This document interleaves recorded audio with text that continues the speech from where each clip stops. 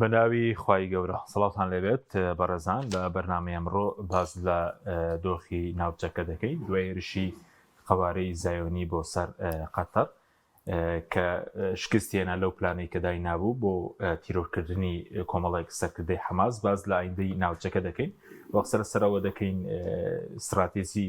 قەوارەی زایۆنی لە ناوچەکەدا چییە و بۆچی ئەو هەموو بارگژەی لە ناوچەکە دروست کردووە لە غەزە لە لوبنان لە سووریا لە یەمەن و ئێستا قەتەر و پێشتریش لەگەڵ ئێران ئایندەی ناوچەکەش چی بەسەرەوە سەبارەت بە ئایندەی غەزەش و دۆزی فەڵەستینی و سەبارەت بە بەشداری ئەمریکا لەو جینۆسایدش کە بەرامبەر بە خەڵکی غەزەوە لە هێرشانشدا کە پاڵپشتی ئیسرائیل دەکاوە کارەکەی چییە و ناوبانگی قەوارەی زایۆنی و ئەمریکا دوای جینۆسایدی غەزە لە ڕای گشتی جیهانی چۆنە ئەم پرسیان لەگەڵ هەرێک لە بەڕێزان دکتۆر یاسین حەسەن ئەندامی سەرکردایەتی کۆمەڵی دادگەری لە ستۆدیو هەروە لە هەڵەبجە شەوا بڕیارە ماوەستا کامیل محمود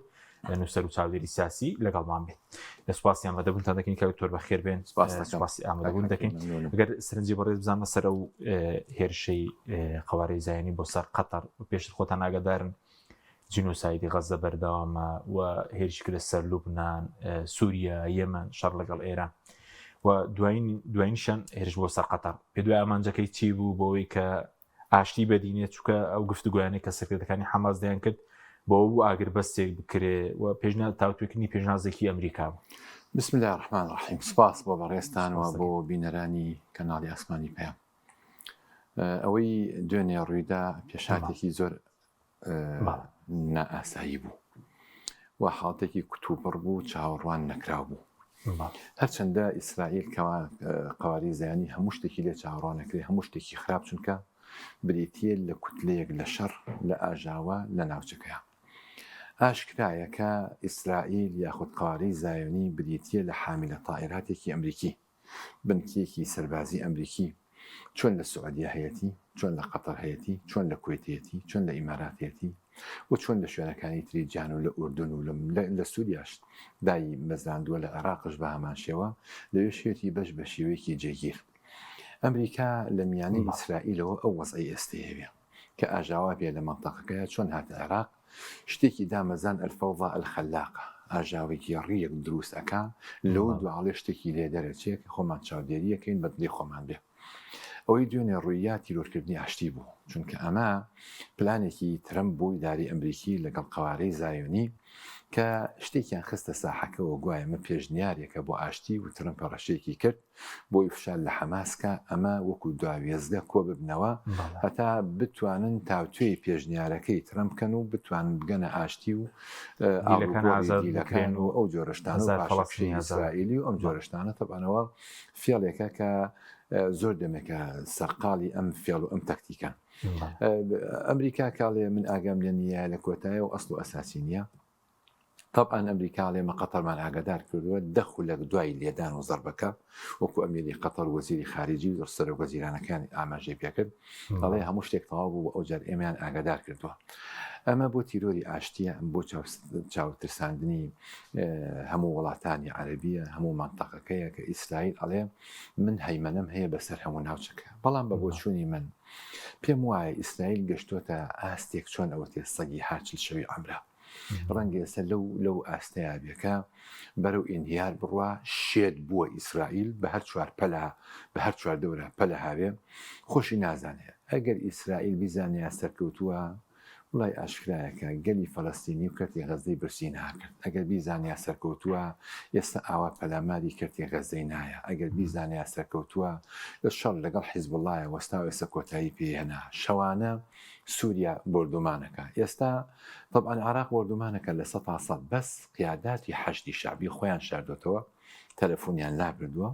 هۆکارەکە ئەلکترۆنیەکانیان بەدەستەوە نییە نازانێت چۆن تەکتیکێ بکات لە شوێنێکا کۆبنەوە 15-20-40-50 لێیان با بۆی لە ناویان بەرێ ئەینا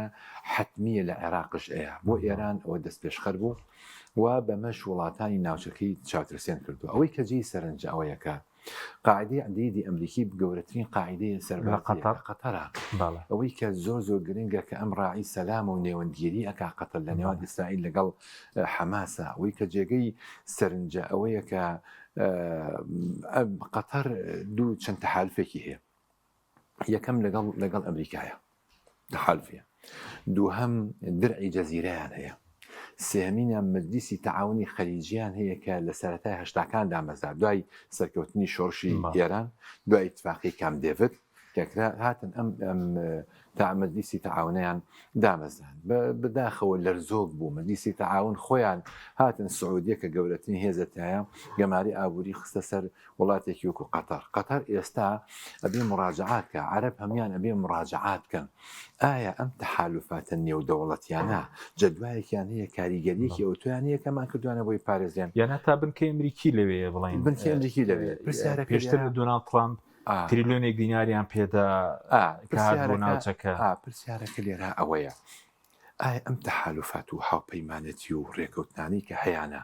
ئێستا قەتەر ئاخر دەوڵەتێکە زیندووە کاریگەری زۆری هەیە لە بواری ئابوووریەوە، دووهەمین دەوڵەتی جیهانە لە ڕووی دەخلی تاکەوە، یەکێکە لە هەرە دەوڵەمەترین وڵاتەکانی جیهان مەگەر سنگافورە لە پێش ئەوە دەخلی تاک زۆرتر بێ یا نازەم هەندێک وڵاتی ئەوروپی ئەوانە. لێرایە ئێمە ئەگەر دیقەت بگرین لە ساڵی 1994 ئۆکرانیا لەگەڵ رووسیا ئیتیفاقیان کرد بە ڕێعایەکی دەولی ئەوروپی ئەوە هەموو ئاگادار بوون بۆی کە ئۆکرانیا چونکە بەشی بۆ لە یەکێتی سۆڤێت هەموو چەکی نەوەوی کڵاوی ئەتۆمی تەسلیم بە رووسیا بکە، بەڵام زەمانی هەبێت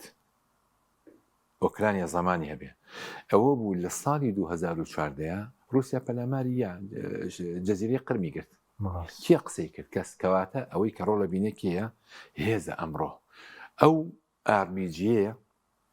کە چەکدارێکی حەماس ئەینێ بە دەبابەیەکی ئیسرائیلیەوە ئیسووتێنێ. ئەم پەلاماردانە هەندێک ئەڵێن نەتەنیاهۆ دوای هێرشەکەی قودس کە 15 جوولەکەیان کە لە پارچەکرد دوای هێرشەکەی قودس بڕیاردراوە بەس هێرشێکی وا بەوەندە ناکرێت چونکە 3-4 ڕۆژ بەر لە ئێستا وەزیری دیفاعی ئیسرائیلی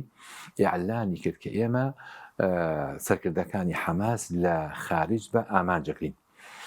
دوو تەوەریان هەبووە کە لە کام لا زۆر کۆبنەوە لە ئەستەمبول لە تورکیا یاخود لە قەتەر ئەو بوو لە قەتەر کە ئێستا قسە زۆر هەڵەگرێ ئەم فڕۆکانە لەکوێوە گەشتناوێت کە 1800 کیلۆمەتر دوورە لە ئیسرائیلەوە. گویا دەڵێن بە ئەردەن هاتوونە سووریا و عێراق و دوای چوونە ئەکرێ ئوردون عێراق ئەوجار کەنداو، بەڵام لە هەموو حاڵەتێکە ئەو بنکە سەربازی ئەمریکا لەوێ ئەو تێکە لێوە ڕۆشت و ئایا ڕاست ئەمە بەرگری ئەمریکا لە ڕاستانی کەنداویداناوە خۆ ئیسماعیل هەنیە لە ئێران بوو بە فڕۆکەی گەورە تیرۆ نەکراوە کێڵێ لە قاعدەی ئەدەیدەوە هەڵنەساوە فڕۆکانە کێڵێ درۆنی تایبەت نەبووە کێڵێ موشک نەبووە ئەنجا هەندێک تەحلیلاتەکرێ بۆی کە لە دووری 600 کیلۆمەتر موشکەکانیان ناویستێ بەڵام کەم نییە 15 فڕۆکە هەسێ لە یەک کاتە لە یەک چرکەیە هەمان بن لە هەمان شوێن کە سپاس بۆ خوا شکستی هێناوە ئیسرائیل لە دوای 7 ئۆکتۆبەرەوە مشکستێکی ترە تووشی بووە چەند کەسێک شەهید بوون لە وەکو کوڕەکەی خەلیل حەیاوە مدیری مەکتەبەکەی و چەند کەسێک هەندێک قەتەریشی تایە کەوا شەهید بوون. بە هەر حاڵ پێشهاتێکی زۆر ترسناکە مراجعاتێکی نێودەوڵەتی زۆری ئەوێ بەس ئەوەی کە جێگای دڵخۆشیە ڕاستڵەکانیەکە ما بێ بە خۆیان نابشتەوە کە قەتەر تۆ ناکرێ هەر نێوەندگیربی وڵاتانی کەندی و ئێوە دوور نین لە موشەکەکانی ئیسرائیلەوە. قەتەر داوای کرد لە ڕێگەی جەزائیرەوە داوای کرد و بە دەستخۆشی سۆمال و هەروە پاکستان و هەروەها فەڕەنسا و هەڵوەها بریتانیا بۆ ئەوەی کە ئەم دۆسیەیە بچێتە مەجلیسی ئەمن هەموو ئەوەی قەتەر ئەوەی کێسە پێیەکرێ ئەوەیە کە مەجلیسێکی قانونی لە ڕووی قانونیەوە شەکوایە دژی ئیسرائیل بکات لە مەجلیسی ئەمن و قانونی و دەوڵەتی و ئەوانە لێرەیە گە بتوانێت شتێکی بۆ بکرێ بەڵام پێم وانیە کە بتوانن هیچیان باسی ئەوە ناکەن کە ئێستا باس دەواکەن کە دەرعی جەزیرە زیندوو بکرێتەوە مەجلیسی تەعاونی خەلیجی بکرێت بە مەجلیسی ئیتیحادی خەلیجی کە بە هەمان ناتوانن هێندەی حەماس بەرگری بکەن لە خۆیشیان بۆیە ئێستا عەرەب کەوتونەتە ئەزمەیەکی زۆر گەورەوە و پێویستە مراجعاتی زۆر کرد. لێمە خزمەت کات و سپاس دەکەین مامۆستا کامیل جەنابیش بەخێر بێ سوپاسیان دەبوون دەکەین مانەوەستەنجی بەڕێشی بزانین لەسەر هێرشە بۆ سەر قەتەر وەکو کاکتۆری ئاماژەی پێکرد قەتەر ڕۆڵی نێوەندگیری گێڕاوە لە بینی قەوارەی زایۆنی و حەماس و پێشتر لە بینی ئەمریکا و ئەفغانستان و زۆر بڵێن گروپی ئیسلامیش لە قەتەر بووە لەمە دوا ڕۆڵەکەی چی بەسەر دێ دوای و هێرشانە یاخود ئامانجی سەرێکی هێرشانە چی بوو بۆ تێشکانی ئەو ڕۆڵی قەتەر بوو؟ بەناوی خی گەورە میهرەبان سڵاو ڕێز بۆ ئێوەی بەڕێز و بۆ بینەرانی پەیام دیارە ڕووداوی دوێنێ کە درێژکراوەی ئەو هەموو دەست درێژەیە کە لە ماوەی مێژووی دروستبوونی قەواری زایۆنیا بۆ سەر فەڵەستینیەکان بۆ سەر دراوسەکانی فەڵەستین بۆ سەر جیهانی عەرەبی و ئیسلامی بۆ سەر ئەو وڵاتانەی کە تا ئەندازەیەکی زۆریش کە نزیکن نەخۆیەوە تەطبیع و عملی تەطبیع و علاقات لەگەڵ ئەمریکا و غەرب و ئەوانە ینی هیچ نەزعەیەکی دوژمنکارانەیان نەنواندۆ بەرامبەر بە ئیسرائیل. دوایین دەستدرێژی و تاوانی گەورە کە تاوانێکی هەر تەواو نائەخلاقیانە بوو بە هەموو پێوەرێکی ئەخلاقی و بە هەموو پێوەرێکی سیاسی ئەبوو ئیسرائیل دەستی نەبردایە بۆ وەها ئۆپەراسیۆنێکی سەربازی لە ناکاو بەرامبەر بە دەوڵەتێک کە لە کات و ساتێکا بوو کە خەریکی هێورکردنەوەی بارودۆخەکەیە خەریکی کارێکی ناوبژیوانە. طبعاً قەتەر لە ماوەی چەند ساڵی ڕابردووە چەندین پرۆسەی ناوبژی و نێوەنگیری لە نێوان لایەنەکانی ناکۆک لە ئازەربایجانەوە لە ڤەنزوێلاوە لە حەربی ئەفغانستانەوە لە هەموو ینی ڕۆڵێکی ئاشتی خوازانەی بینیوە ینی خەریکە بڵین ئەو دەوڵەتە بچکۆلەیە بێتە سمبولی ئاشتی و ئەوانە کە ئێستا ترەمپ خۆی ئیدعایەوە کاکە ئەڵێ بێ مەدالیای ئاشتی و نۆبڵ و ئەوانن بۆ ئاشتی بدرێ بە من سەرکردەی گەورەی جەنگی سەردەم ئەو پرۆسە جەنگی کە ئێستا خەریکە بڵین هەموو جیهانی گرتووەتەوە لە هەموو گۆشە و کەنارێکی دنیا تەنانە دەوەیشی کە لە ئۆکرانیا هەیە بۆعدێکی ئەمریکی و غەربی پێوە ینی تەرەفێک لە تەرەفەکان و هاندەری ئەو جەنگە و ئەو ناسەقامگیریە لە هەموو جێگایەک ئەمریکا ئەبێ پشکێکی هەبێتەوە بە تایبەتی لە ڕۆژهەڵاتی ناوەڕاستە ئەمریکا کە ئێستا ئەوێ خۆی بەری بکات لەو عملیە فاشیلەیکەوە ئیسرائیل ئەنجامی داوە بەرامبەر بە دەوڵەتی قەتەر بەرامبەر بە میرنشینی قەتەری ئەوێ خۆی تەبەڕا بکات لەوە لە کاتێکا کە ئەخۆ ئەگەر سەرکەوتوو بووە لەوانەیە ئەمریکا پاساوێکی بدۆزیایەتەوە بە جۆرێک لە جۆرەکان پاساوی تاوانەکەی ئیسرائیلی بدایە. ئیسرائیل ئەم کارە بەڕاستی کارێکی کردووە کە تەنانەت باندە تاوانکارەکان و باندەکانی جەریمە و مافیا و ئەوانش ئابە و شێوازە نایکەن. ینی واشنگتۆن پۆست نووسیوێتی ئەڵێ مانگێک پێش ئێستا ئیسرائیلیش و ئەمریکاش بەڵێنیان بە قەتەر داوە کە بە هیچ شێوەیەک دەستدرێژی پەلاماری هیچ پەلامارێک لەسەر خاکی قەتەر ئەنجام نادەن بەرامبەر بە هیچ ئەفرادێکی حەماس.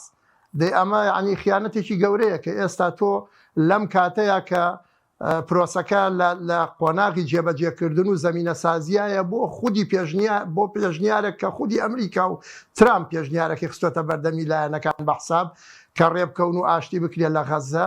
و لە کاتێکەیە کە تۆ وعدی داوایە بە دەوڵەتی قەتەر کە هیچ تاوان و دەستدرێژێک لەسەر خاکی قەتەر ئەنجام نادرێت بەڵام لە ناکاوێک کاتۆ پەلامارێکی وعدەی بەڕاستی ئەمە درێژکراوەی ئەو هەموو خیانەتەیە کە لە مێژووی جوولەکە هەیە ینی نەک هەرزایۆنی لە مێژووی جوولەکە قەتەلەی ئەنبیا بکوژی پێغەمبەران خیانەت لە پێغەمبەر لە مەدینە ینی ئەو هەموو ماف و ئیستیحقاقی لە مەدینە پێغەمبەر عەلەیهی سەڵات وەسەلام بە جوولەکەی دابوو تەماشاکەی لە هەموو لە ناکاوێکە ئەیان قۆستەوە بۆ ئەوەی زەربەیەک لە پێغەمبەر و لە یارانی پێغەمبەر بدەن وەکو ئەوەی کە کرا لە غەزوەی ئەحزاب و لە خەیبەر و لە هەموو ئەوانە. دواتریش لەم سەردەمەشە لە 48ەوە قەوارەی زاوێنی دروست بووە هەتا ئێستا هیچ معیار و پێوەرێکی نییە بۆ ئاشتی تەنها ئەوەندە هەیە لە هەر کاتێکا بەرژەوەندەکانی خواستی و بیەوێ زەربە با لە دەرەوەی خۆی ڕەچاوی هیچ معیار و پێوەرێکی ئەخلاقی دینی ویژدانی ئینسانی ناکە. بەڕاستی ئەوەی کە دوێنێ ڕوویدا ئیسرائیلی ئەوەندەی ترقی زەون کرد خۆی حربی غەزە بەڕاستی ئەگەر هیچ سوودێکی نەبوو بێ ئەو سوودەی هەیە کە ڕووی حەقیقی چیانی زایۆنی بە عالەم پیشاندا و ڕووی فکری زایۆنی و ئەو ئیستیعمارەی کە ئەمڕۆ لە ناو جەرگەی عالەمی ئیسلامیە چێنراوەوە تەسبیت کراوە ڕووی ڕاستەقینەی ئەو قەوارەی پیشاندا و دەرکەوت بۆ هەموو خەڵکی جیهان ئەم قوارەیەکی دڕندەیە بەڕاستی هیچ ئینسانیەتێک هیچ سۆزێک هیچ بەزەیەکی بۆ بەشەریەت نییە و تەنها ئەوێت کیانەکەی خۆی و ڕەگەزەکەی خۆی پارێزراو بێ ئەمەی کە ڕوویدا بەڕاستی لەوە ئەچێ من تەوەقوعەکەم خێری تیابێ بەڵێ عملیەکە فەشەلی هێنا و قیادەکانی حەماس لەو عملیە ڕزگاریان بوو خۆ ئەگەر ڕزگاریشیان نەبووایە ئەوە قەزەی فەڵەستینی و قەزەی غەزە بەڕاستی کۆتایی ناهاو یعنی ئەمە بینین لە ناوخۆیان هەموو قیاداتی حماس تصفیە کران و قیاداتی جیهادی فەڵەستینی تصفیە کراون بەڵام جیهادەکار بەردەوامە هەموو وعد و هەموو بڕیارێکی جوولەکە بەوەی کەوا ئیشتیاحی غەزەکە و غەزەت کۆنتترۆڵەکە و کۆتایی بە حەماسەیەنیەوە ئەبینین ئێستا هەشتا کۆتایی نە بە حەماس هاتووە نەتوانیوێتی بڕیاری ئیشتیاحی غەزەش بخاتە بواری جێبەجێکردنەوە من پێم وایە ئەم جۆرە دەستدرێژیانە کە ئیکاتە سەر دەوروبەر چی ئەوەی قەتەر بێت چ ئەوەی ئێران بێت چ ئەوەی لە سووریا ئەنجامی ئەدا و یعنی دەزانی بەردەوام شەکڵێکی بەخۆیوانە هەر هەمووی نەتیجەی ئەو فەشەلەیە کە لە غەزەکە غەزەی وێران کردووە بە هەزارە هەن خەڵکی کوشتووە و شەهید کردووە و بە هەموو شێوەیە سیاسەتی ئەرزی مەحروقە زەوی سوتاوی پەیڕەو کردووە و ئابڕووی خۆی بردووە بەڵام ئەبینیکەوە ئەو خەڵکە مستەزەف و خەڵکە تێکۆشەر و مجاهیدە هەتا ئێستا ڕوبەڕووی ئەو بوونەتەوە کە بە هەموو تەکنەلۆژیایەکی جەنگی پێشکەوت و پەلاماری بوقعەیەکی جوغرافی بچووکەن و ئەمەی کە ئێستا ئەیکەن بەڕاستی ئەمەی قەتەر بە تایبەتی ئینتاج و دەرهاوێشتەی ئەو فەشەلەیە کە لە غەزە تا ئێستا نەیتوانیوە جەنگی غەزەوە چەند ڕۆژێکی کاچینە ناو ساڵی دووهەمی جەنگەکەەوە مانگی ئۆکتۆبەرە و حوتی ئۆکتۆبەر دێتە پێشەوە کە 2 ساڵی تەواوە بەهێزترین هێزی سەربازی لە بەهێزترین هێزی سەربازی ئەمریکی ینی ئەمریکایە بەڕاستی وەکو مامەسایاسین وتی قاعدەیەکی ئەمریکیە لێرە پەلاماری شعبێکی مستەزعەفی بە چەکی تەقلیدی و کلاسیکی ڕوبەڕووی ئەو هێزە ئەبنەوە بەڵام نەیانتوانیوە جەنگەکە یەکلا بکەنەوە ئەمەی کە ئێستا ئیسرائیلەیکا بەڕاستی پەلەقاژەی ڕزگاربوونە لەو مستەنقع و لەو زۆنگاوەی کە تێچەقیوە سپاس دەکەم دێمەوە خزمەت مامۆستاکانی کاکتۆر یاسین سەبارەت بە بڵین ئەوەی کە ئەم بەرفراکردنەی شەڕی خەواری زایانی بۆچێت بڵێن سەرتا لە غەزە بوو دوایی لوبنان ئێران ئەوە سووریا ئەوە یەمەن ئەوە قەتەر ئامانجەکەی چییە چکە پێشتر بازەوە دەکە هەر ئامانجانەوەی کە حەماس نەمێنێ غەزە دەسەڵاتی لەوێ نەمێنێ ئامانجی دیکەیان هەیە طبعا ئەم شتانە بەبێ ئامانجی دیکە نابێ ئێستا کارەکە لە حەماس گەورەترە لە فەڵەستینش گەورەترە لە ئەسڵا قەواری زایانی لەوێ قوت کراوەتەوە چێنراوە و کیانێکی سەرەتانی بۆ ئەوەیە کە ئەمریکا هەیمەنی هەبێ و زاڵ بێ بەسەر ناوچەکەیە ئێستا جەنگی نەوت هەیە ئێستا جەنگی ئابووری جیهانی هەیە ئێستا جەنگی غاز هەیە کە ئێستا دوای قەتەر لەگەڵ رووسیا گەورەترین مۆڵگەی غاز یاخود پێگەی غاز ڕەنگە لە کەناراوەکانی دەریای ناوەڕاست بێ ئاماژە بەواکرێ کە حیزبوڵڵا چەکی دابنێ ئەگەر بتوان چەکی بکەن ئەمریکا سەفارەتخانەیەک ئەکاتەوە لە بەیروت گەورەتر لەوەی کە لە بەغدا هەیە بۆ قیادەی ئەو وەزعە ئەمڕۆ ململانەکان سەخت بوون لە جیهانە خەریکە دوو جەمسەری نامێنێ سینیش دێتە پێشەوە وەکو رووسیا چۆن لەگەڵ ئۆکرانیا کە ئێستا رووسیا بەرامبەر بە هەموو هێزی ناتۆ لە جەنگایە لە جەنگێکی زۆر قورسایە بۆیە ململانیەکان زۆر گەورەترە لە حەماس و لە فەڵەستین و تەنانەت لە خودی عەرەبەکانی شەرهەمیان بەڵام ئەمان دیارە هەتا ئێستا دەرکیان پێ نەکردو هەتا ئێستا هەز ناکەن ناوەندی لە کۆڕینەوەیان هەیە وڵاتانێکی وەکو یعنی سعودیە چۆن ئەبێ هەڵوێستەکەی بەو شێوە بێ ئێستاکە کە ئیسرائیل ئاوا بکە بەبێ و هەڵوێستێکی جوان بنوێنێ چۆن ئەبێ ئێستا لە سعودیەوە خەڵکانێک هەبن بە ڕیش و بە عەگاڵ و بە سیمایەکی دینی و خۆشحاڵی دەربڕن بەوەی کە ئەبوو عوبەیدە شەهید دەبێ بۆی کە قیاداتی حەماس لە نێو ئەچێن کە ئەمە کارەساتی زۆر گەورەیە ئەمە خەڵکی سەرخۆشش ئاوا ناکە خەڵکی مەست و مەدهۆشش بەو شێوازی لێ بەسەر نایە لەبەرەوە من پێم وایە کە کارەکە لە حەماس گەورەترە ئاماژ بوونی هەیمەنەیەکی تەواوی ئەمریکیە بەسەر هەموو ناوچەکانە قەتەر خەلیج ئێران تورکیا بۆ تورکیاش ئەچن تەبان ئەمانە هەر هەمووکەتان لەژێر سەیتەرە و لەژێر هەیمەنەی ئێمەیان و دوور نییە خۆیان فەرزکەن بۆی کە سین کاتێکە دێتە پێشەوە ئیجباریان بکەن بڵێن کاکە ئێمە ئەبێ ئێوە بەڵێن بن بۆی کە لە جەبهەی ئێمەیان بن ئەمریکا تەبعاً ترەمپ زۆر بەداخەوە من قسەیەکەم قیادێکی سەرسەریانەی ئەو هێزە گەوراکە کە لە بەردەسیاتی دارنراوە لە هەموو ئەخلاق و بەهایەکی ئینسانی چونکە ناکرێت تۆ دەوڵەتێک هاوپەیمانی خۆتە ئاهدێ لەگەڵیا هەیە تۆ بەڵێنێ لەگەڵ یا بیپارێزی بەڵام خۆت بی خەنجەری غەدی لێبەی لە ژێرە وەکو چۆن ئیسرائیل بەرامبەر بە ئەمڕۆژ لە چێشخانەی هیتلەری ئەم سەردەما بەڵێ هەراڵاتێکی ئەمریکی لە چێشخانە کە هیتلەر ئێشتا باشتر بووە هیتلەر هەنێ ئەخلاقیاتی تیا بووە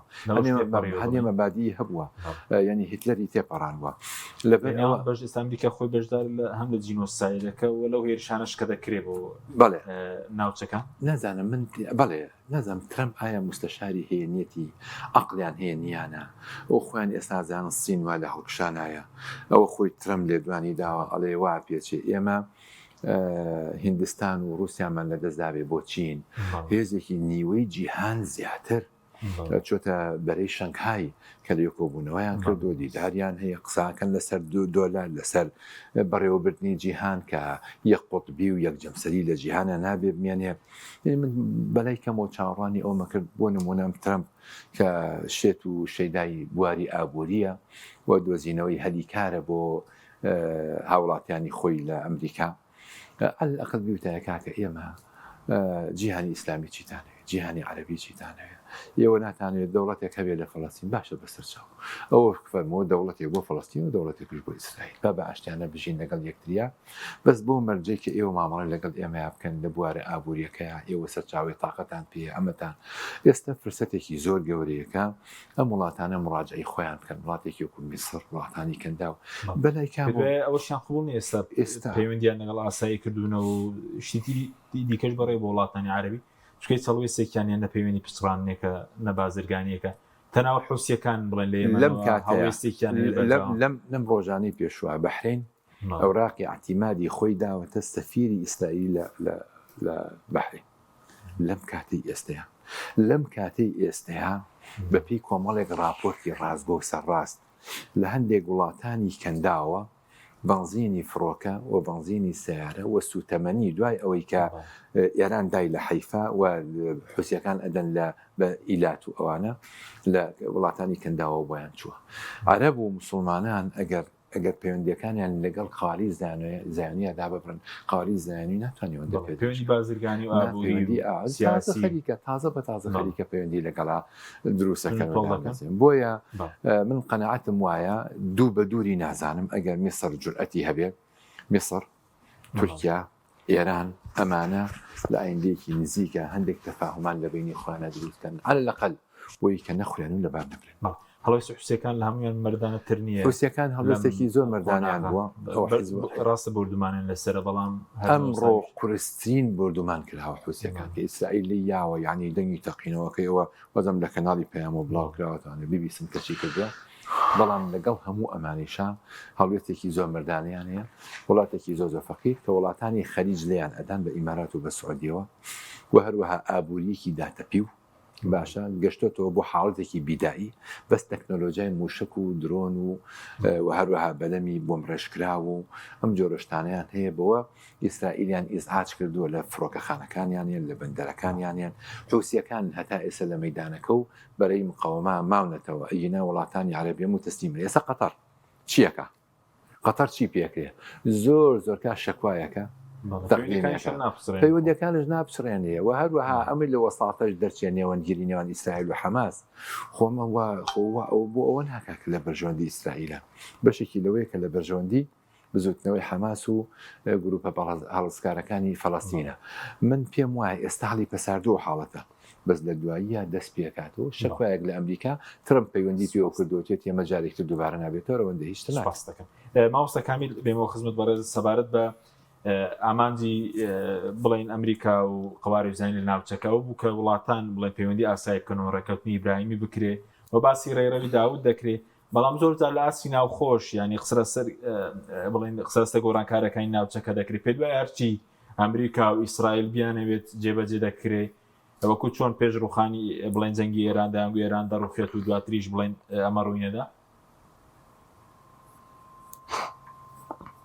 تەبانەوەی کە ئێستا ڕوئەدا لەسەر ساحەی ناوچەکە بەگشتی ڕۆژهەڵاتی ناوەڕاست ئەوە خوازیەکە وڵاتانی ناوچەکە هەمویان بەو چەمکە نوێیانە چاو بەو چەمکانە بخشێنەوە کە ئەمریکا فڕێیاوەتە ناو بارودۆخەکەونەوە ئەم ساحەیە لەوانە بابەتی ڕێکەوتنامی ئیبراهیمی و ڕۆژهەڵاتی ناوەڕاستی گەورە و نیێ و هەموو ئەوانەی کەوا وەکو بانگەشە وەکو دروشم بەرز کراوەتەوە بەڕاستی ئەمەی کە ئێستا لە دەو حەڕوویە یعنی تۆ ئەمریکا یەکێکە لە بەهێزترین متەحالیفەکان لەگەڵ نشینی قەتەرە لەگەڵ دەوڵەتی قەتەرە قەتەر و ئەمریکا بوونەتە هاوپەیمانێکی زۆر نزیک ئەمریکا خۆی ترامپ خۆی ئەڵێ قەتەر ناوبژیکارێکی زۆر ڕازگۆ و پاک و بێلایەنە لە هەموو دۆسیەکانە چ ئەم دۆسیەی کە ئێستا ناوبژیکارە لە نێوان ئیسرائیل و حەماسە و چ دۆسیەکانی ڕابردووش کە هەر قەتەر و میری قەتەر دەوریان تیابینیوە دەی هەر ئەم ئەمریکایە گڵۆپی سەوز هەڵەکات بۆ ئیسرائیل کەوا لە ناوجەرگەی دەوڵەتی قەتەرەوە لە پایتەختەکەیە ئەو ئاگرە گەورە هەڵبگیرسێنێ کە ئستیهدافی کۆمەڵێ خەڵکەکە کە خەریکی زەمینە سازین بۆ ئیجرا و جێبەجێکردنی پرۆژەکەی خۆیان یعنی ئەماوە خوازیەکە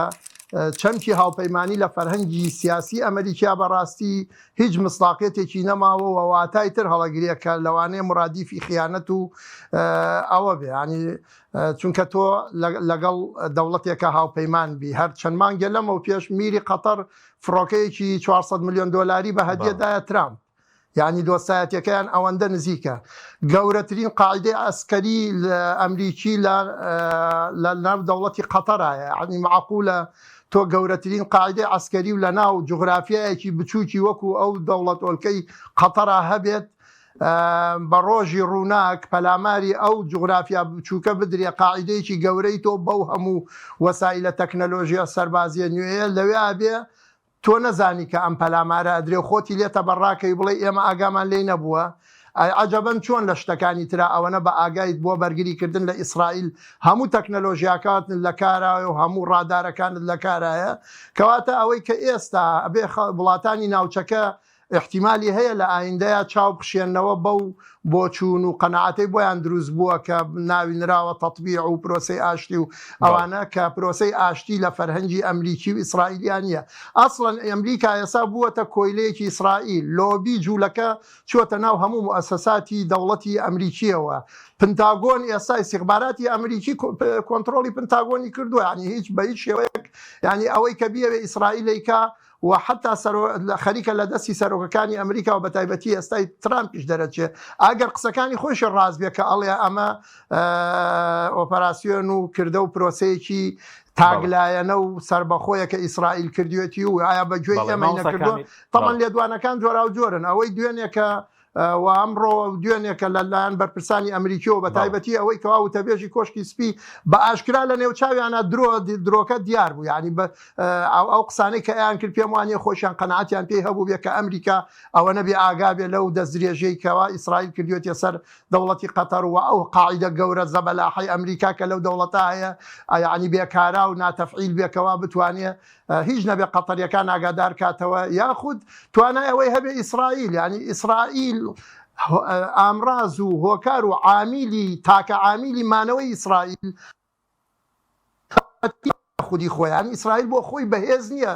هێز لە خۆیان بێکانە بمێنێتەوە لەم دەوروبەرەی کەوا دەوروبەرەکە هەمووی دژمنیەتی تاکە عامیلی ئەمریکایە لەوەی کەوا ئیسرائیلی هێشتوێتەوە معقولە ئیسرائیل بەگوێی ئەمریکانەکە نەخێر ئەمە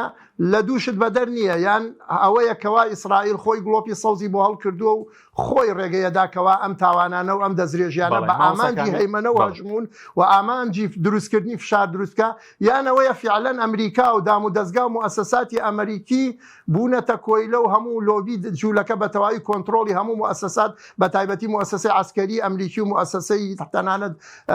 مخابراتی ئەمریکیشیان کردووە و ئیسرائیل بە ئارەزوی خۆی چی بوێ ئەیکا و ئەمریکا تەنها ڕۆڵ ڕۆڵی پاساودەرێک و پشتیوانێک ئەبینێ. ئێستا قەتەر ئێستا ئەگەر بچێتە ناو سکاڵاشی لە ئەنجومەنی ئاسایش تۆمار بکە و سکاڵاکە بەرێتە ئەوێ و دانیشتنی تایبەتی ئەنجومەن بکرێ، هەر ئیدانەیەکی ئیسرائیل دیارە ئەبێ دیسانۆکو ڕابردوو ڕوبەڕووی ڤیتۆی ئەمریکی و ناڕزایەتی ئەمریکی بێتەوە. خۆ لەوەی شاد زیاتر ڕووی ڕاستەقینەی ئەمریکیەکان دەرەکەوێت کە ئایا لەگەڵ ئەم دەستدرێژیان یاخود ناوە ئایا ئەوان هاندەری نەبوون و لە بەغیتایەکی ئەمریکی ئەم تاوانە ئەنجام نەدراوە. بەڵێ مامۆستا کامیل بە کورتی دوایی دێمەوە خزمەتت، بەس سەبارەت بەوەی کە زۆرێک خوێندنەوەی وا دەکەن هەرچی ئیسرائیل و ئەمریکا بیانەوێت جێبەجێ دەکرێت، پێ وایە تا سەرەمە دەچێتە بواری جێبەجێکردنەوە؟ ینی زۆر جار بڵێن ئەو پلانەی کە ئیسرائیل و ئەمریکاشیان لە ڕوو ڕاگەیاندنەوە جەنگێک بەرامبەرم ناوچێ دەگۆڕدرێت، نازانم چی بەسەردێت، پێ وایە هەموو یەک خۆی جێبەجێ بکرێ بە کورتی بێ دوایش دێمەوە خزمەت.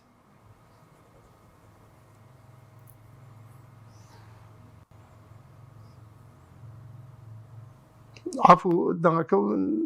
زۆر باش لی تێ نەگەیشتم و نازان پرسیارەکەش بۆ من بوو. بەڵێ بە کورتی سەبارەت بەوەی کە بۆ نمونە و پلانێکی ئیسرائیل و ئەمریکا هەیەە مەرجەوە خۆی جێبەجێ بکرێت چونکە زۆر لە ڕاگەاندنەکان بانگەشەی بۆ دەکرێت و ئەوانە هەرچی بیانێ پێ دوای دەچێتە سەر بە کورتی بێ دوایش دێمەوە خزمەتت.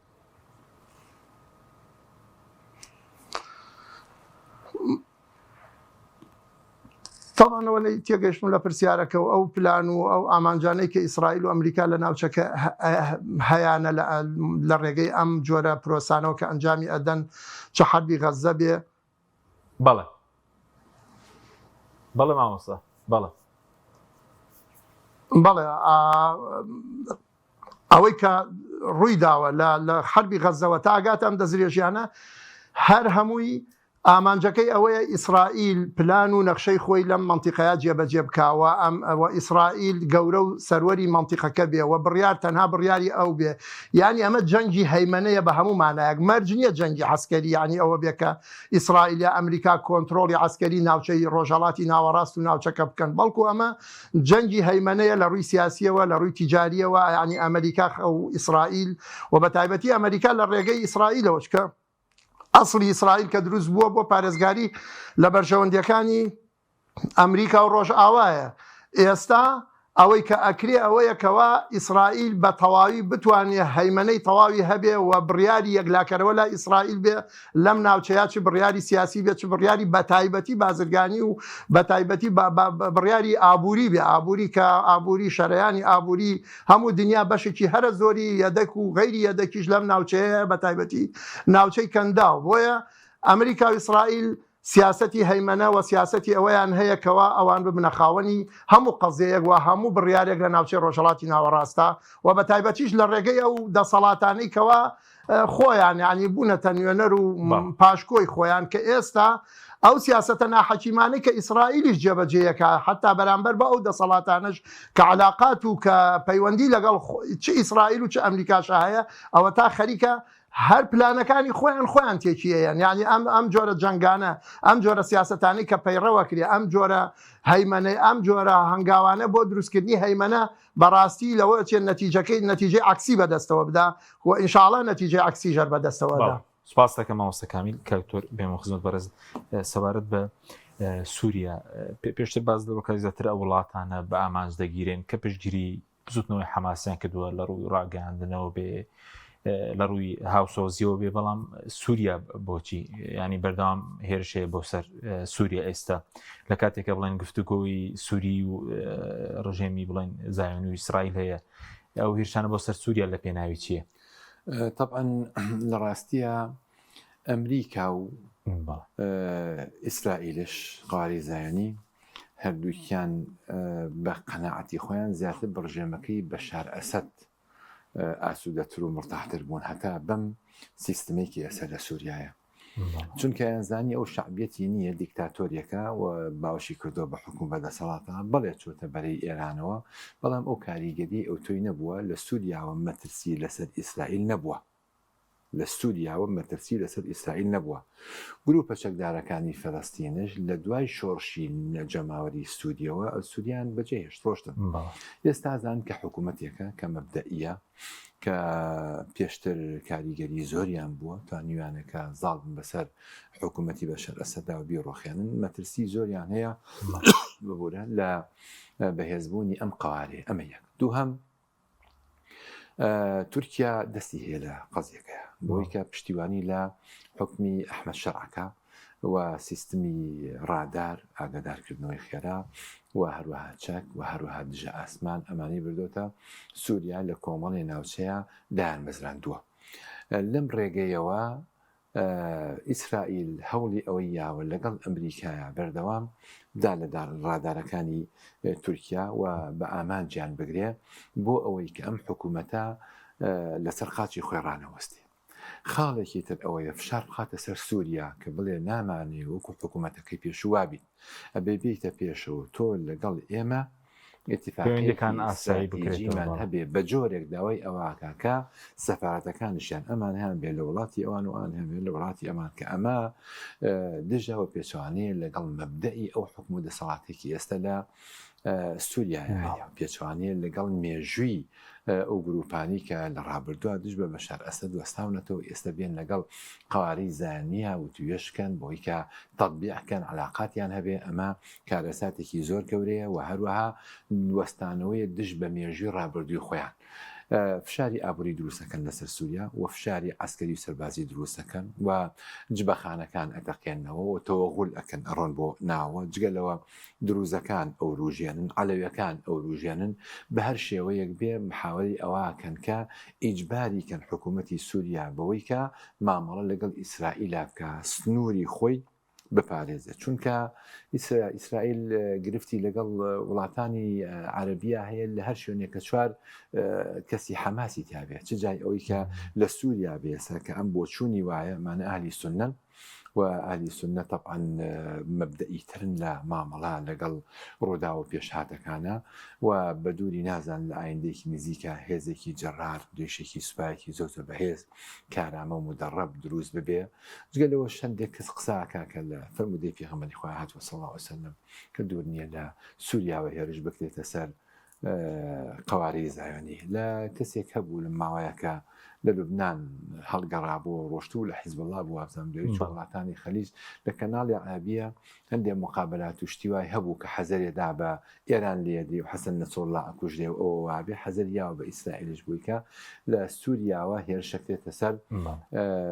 قوارەی زایۆنی و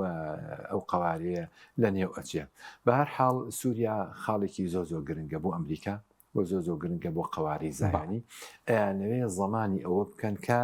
ئەگەر لەگەڵ شیانە نەبێ دژاتی ئیسرائیل باش بەسکەوتور خەڵک چاوەڕێی ئەوەیە کە سەرکەوتنی غەزە ببینێ دوای هەموو دڕندایەتی 64,000 کەس شەهید بوونە 163 بریندار هەیە تا ئێستا چاوەڕێی ئەوە بین ینی ئیسرائیل بڕۆخێ ڕوبەر و شتێک ببێتەوە یاخود بەردەوام دەبێت لە دڕندایەتی ئەوەی کە ئێستا لە غەزە هەیە خۆی کەلام و پێوەرێک دەرچووە ئەمەی کە ئێستا کرێ ئەوە باجی ئەو بێ هەڵوێستیە کە لە ڕابردووە دراوە ئەوە باجی ئەوەیە کە هەندێک لە فەڵەستینیەکان خانۆکانی خۆیان ئەفرۆشت بە ئیسرائیلەکان ئەوە باجی ئەوەیە کە ئیسرائیل هەر دڕن بە دڕندانەترین شێوە لە ڕابردووە هێرشێکی دەسەر فەڵەستینیەکان عەرەبەکان ئەیان و لە ئێمە دوورە بانگەشەی ئەویانە کردکەوە هەتی چۆنێکە بێ حەماس تەطبیعکە و منەظەمی تەحریری فەڵەستینی زاڵێ بە سەرکردی غەزەیە ئەوە باجی ئەوەیە کە ئەم ئومەتە متەقاعیز بووە لە ڕوبەڕووبوونەوەی ئیسرائیل ئەوە باجی ئەوەیە کە تەطبیعەکەن لەگەڵ قوارەی زایۆنیە و باجی ئەوەیە کە تەطبیعەکەن لەگەڵ ئەمریکایە کە بنکەیەکی ئەمریکیە ئیسرائیلی بۆیە ئەبێت تێبگەن کە باجی شکۆمەندی زۆر کەمترە لە باجی سەرشۆڕی و هەروەها ڕسوایی و هەروەها دەستەمەبوون ئەگەر لە ڕابردووە بۆ نمونە ئێستا لە فەڵەستینەکان وە نزیکە بێتەوە لە 1 ملیۆن قوربانی داویانە بە کوژرا و بە بریندارە و بە مێژووی خەباتی ڕزگاری خوازی فەڵەستینی نزیکە بێتەوە لەوەندا ئەگەر نیو ئەوەندە ڕۆبێکی ئەوەندە لە ڕابردووە بدایە ئێستا باجەکە ئەوەندە قورس نابوو بەڵام قەناعەتم وایە لەگەڵ زۆربوونی باجە سەرکەوتن نزیکە وقول عربية وفي من رحم الظلماء ينفلق الفجر ياخذ الصبح لتاريكي شوايا إيتر كبربيان هالديتو ضرب تاريكي شوازن أداتو ديت دارو قناعتي من وايكا حماس تيغناشكي أجر حماس نزيق بالتكش كانوا إسرائيل أوينا كرت برسينا كردن إسرائيل لسوريا نايا إسرائيل قطري نايا إسرائيل أو دهم دزرجاني نايا يعني خويا يقينيان هي بوي كناغنا جان ناتوان حماس شكست بينن وناتوان دیلەکانیان ئازاد کەن سەرکردەکانیشان ئەگەر هەموو بکوژێ بۆیە حماس ئەتوانم بڵێم مێژوو ئەنووسێتەوە حماس دواتنۆکی شکۆی ئەم ئومەتەیە کە ئینشاء الله تعالى پارێزراوە بێ حماس ئەبێ بە هەوێنی مەینی شکۆمەندی جارێکی تر بۆ ئەم ئومەتە کە ئابڕووی تکاوی ئەم ئومەتە ئەسرێت. بەڵێ بە کورتی کاکتۆر پێشتر دووترە دەسەڵاتی فەڵەستینی باشە و پەیوەندی لەگەڵ ئیسرائیل باشە بەزستاویشیان قبول نیەوەیە ئەوە تا ویزای ئەمریکاش پێنادەن محمود عباس ینی خەڵیکن کناری خۆراوە بخەنە سەر خۆیان لەوێش شەڕ و پێشێلکاری هەیە ئەوانیشی قبول نییە کە لە کاتێکە پەیوەندیان لەگەڵ هەیەوەیە کەسێک کە ئەمی بەداخەوەم قساڵێم زۆر بەداخەوەم قساکەم حەزم ناکرد بیکەم بەڵام چونکە بە حەماس ئەڵێ ئەبنائی کەلب بۆیە قساکەم هەمیشە عەمیل سەرشۆڕە هەمیشە عەمیل سەرشۆڕە ئەڵێ ناپلیۆن جارێکیان جاسووسێک هەبوو جاسووسی بۆ کردن بۆی شوێنێ بگرن ئەم جاسووسە هاوکار بوو بۆ ئەوەی کە ئەو شوێنە بگرن خیانەتی کرد لە میلەتەکەی خۆی لە وڵاتێک لە دواییان ناپلیۆنڵێ بەسەر ئەسپێکەوە بوو خۆی بەسەر ئەسپێکەوە جاسووسەکان هاوتی ئەمە زۆر هاوکار بوو بۆ ئەم شوێنە بگرین کی سێپاری پێ بوو بۆی فڕێە دەوتیان بۆ دانەبەزیت بۆی کە تەوقەیەکی لەگەڵا بکەی زۆر هاوکارمتی دەست ناخەمە دەستی کەسێک کە خیانەتی لە میلەتەکەی خۆی کردبێ ترەمپ هەمان سیناریۆی لەگەڵا دووبارە ئاکاتەوە و بە سەرشۆڕی سەرەنێتەوە و هەر کەسێکش لەم قەزەیە لە هەر شوێنێکی دنیا ئیسلامی بێ غیر ئیسلامی هەڵوێستی نەبێ ئەوە پەڵەیەکی ڕەشە ئەینێ بە مێژوی خۆیەوە پەڵەیەکی ڕەش بە مێژوی خۆتەمە. سوپاس دەکەم مامۆستا کامیل کاتیشمان کە ماوە سوپاس دەکەم دوو پرسیاری تر بە کورتی سەبارەت بە ئایندەی غەزە چۆن دەبینی و دۆزی فەڵەستینی و سەبارەت بەوەش کە ئێمە لە بەردەم جەنگی دیکەداین یعنی لە خۆرەڵاتی ناوەڕاست جا چ بۆ سەر عێراق بێ چ دووبارەکردنەوەی بڵێن هێرش بێ بۆ سەر ئێران چۆنە ئەم پرسە؟ وەڵا خۆی بارودۆخەکە ئەوەندە ئاڵۆز بووە ئەوەندە عنی ئەحداسی متەساریع و خێرا و لە ناکاو ڕوئەدا و ئەوەندە پێشهاتەکان زۆرن یعنی تەوەقعکردنی ئەوەی کە لە ئایندەیە چی بزەبت ڕوئەدا هەندێک ینی وەکو فاڵگرتنەوەی لێ دەرەچێ بەڵام ئەوەی کەوا ئێستا ئێمە ساحەکە بخوێنینەوە و ئەوەی کەوا سیاسەتی ئێستای ئیسرائیل و ئەمریکا خوێنینەوە یعنی ئێستا ئەو جەمسەرە یاخود ئەو ئیسرائیل وەکو لە مەنتیقەکە کە دەستی یاوەتە شەڕێک پێمان وایە ئەم شەڕە شەڕێکی یەکلاکەرەوەی ئیسرائیل بە شێوەی یەکلاکردنەوە چوەتە ناو جەنگەکەەوە ئەوێ یەکلای بکاتەوە لە ساڵحی خۆی جەنگێکە لە 48ەوە لە 1940 دروستبوونی قەوارەی زایۆنیەوە کە دەوام چەندین بە چەندین هەتا یەکلانە بووەتەوە ئێستا ئیسرائیل ئەوێ یەکلای بە شێوەیە کەوا تەسویەی قەزەی فەڵەستینی نەک غەزە تەسویەی قەزەی فەڵەستینی ئیسرائیل ژەوەی جەنگی ئۆکتۆبەریش حوتی ئۆکتۆبەریش پێش حوتی ئۆکتۆبەریش باسی لەوەیە کردکەوان زیاتر لە 2 میلیۆن کەس بەرپلانی هەیە زیاتر لە 2 میلیۆن فەڵەستینی بگوازیێتەوە بۆ سینا و بۆ شوێنانی تر یعنی ئەم بابەتەی کە ئێستا ئەوێ کە بە سلمی بۆی نەگوازراوەتەوە ئەوێ تەسفیەی جەسەدی بکرێ و هەمویان لە ناو ببرێن کە زۆرێکی زۆری لە ناو بردووە ئەمە سیاسەتی یەکلاکردنەوەیە بە شێوازێکی خوێناوی و دڕندەیی کە ئیسرائیل و ئەمریکا ئەیانەوێ بیکەن لەبەرەوە جەنگەکە بەردەوامە بێ بە تەوەقوعی من ئەم جەنگە ئاشتیتی ئەکەوێ هودنەیتی ئەکەوێ یعنی بەڵام کۆتایی هاتنەکەی بەوە کۆتایی دیەکە ئەم قوارەیە کۆتایی بێت چونکە هەتا ئەم بۆرە سەرەتانیە لەم منتیقەیە هەبێ ناوچەی ڕۆژهەڵاتی ناوەڕاست ناوچەی ڕۆژهەڵات وە بگرە هەموو دنیا ئاشتی بەخۆیەوە نابینێ چونکە بەڕاستی ئەم قوارەیە و بەم فیکرە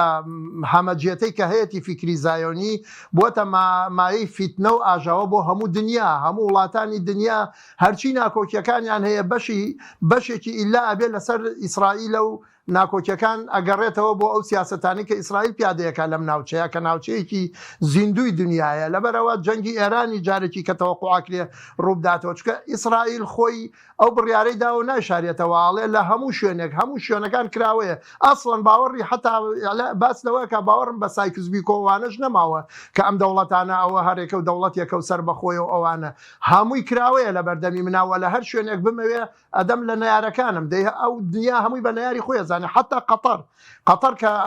علاقەیەکی تیجاری ناڕاستە و خۆی لەگەڵ ئیسرائیل هەبوو چەند جارێ بەرپرسان ئیسرائیلی و ناتانیە هۆژ و توێتی کە قەتەر نەیاری ئێمەیە دوژمنی ئێمەیە ئەوە تا حتا نمونەی بە جەزیرە بە کەناڵی جەزیرەیە ناوەتەوە کە جەزیرە هاندەری حەماس و لایەنە فەڵەستینیەکانە و دژی ئیسرائیلە و علاقەی قەتەر لەگەڵ حەماسە ئەمیری قەتەر سەردانی غەزەی کردووە لە 2012 حەمەدی ئەمیری قەتەر سەردانی غەزەی کرد ئەمانە هەمووی ئەم بە نەیاری بخۆیە زانێ لەبەرەوە چ قەتەر بێ چ ئێران بێ چ تورکیا بێ ینی پێشبینی ئەکرێ دەستدرێژیەکیش بە شێوێ لە شێوەکان بەرامبەر بە تورکیا هەرچەندە لە چەند ڕۆژی ڕابردووە پەلاماری حومسیشیا دەستدرێژی کردە سەر شاری حومس کە لەوێ قاعدەیەکی تورکی لێبوو کەرەسەی عسکەری تورکیا لەوێ تەسبیت کرابوو ینی بە شێوەیەکی ناڕاستە و خۆ دەستدرێژیشی کردە سەر کیانە تورکیەکە کە لە سووریا قاعدەی عسکەری ئەوی لێیە ینی ئەم جەنگە جەنگێکە بەڕاستی چڵق و چڵپۆپی لێ ئەبێتەوە و جەنگێکە ئیلا ئەبێ بە شێوەیە لە شێوەکان یەکلا بکرێتەوە کە ئینشاءالله بەو شێوازە یەکلا نابێتەوە کە لە ساڵحی ئیسرائیل بێ چونکە ئیسرائیل لە ناو زۆنگاوێکە ئیسرائیل معقول نییە کەمینەیەکی بچکۆلە لەم دەوروبەرە هەموو گەلانی ناوچەکە و ئێستا الحەمدولله هەموو گەلانی دنیا منبوس بۆ لای هەموو گەلانی دنیا لەم ناوچەیە کە هەموو دەوروبەرەکەی دوژمنی ئەو قەوارەیەن ئابە شێوەیە بمێنێتەوە چکە ئەمە شەڕەکە شەڕی مەساڵحە ئەکرێ ڕۆژێ بێ مەسلحەتی ئەمریکا بکوێتە لای مسلمانان بکوێتە لای دنیای عەرەب و ئیسلام و دەستبەرداری ئیسرائیل بێ کە دەستبەرداری ئیسرائیل بوو ئیسرائیل لێرە بێتە پۆڕی خوراو هیچ هۆکارێک نامێنێتەوە هیچ وەسیلەیەک نامێنێتەوە کەەوە ئیسرائیل لەسەر پێی خۆی بوەستێ و پارێزگاری لە بوون و قەوارەکەی خۆی بکات. سوپاس دەکەین مامۆستا کامیل مەحموود کە لە هەڵەبجە لەگەڵمان بووی هەروە دکتۆر یاسین حەسەن دەستۆی سوپاسی جەنابش دەکەین سوپاس بۆ بینەرانی بەڕێز سوپاس باوکارانم خواتان لەگەڵ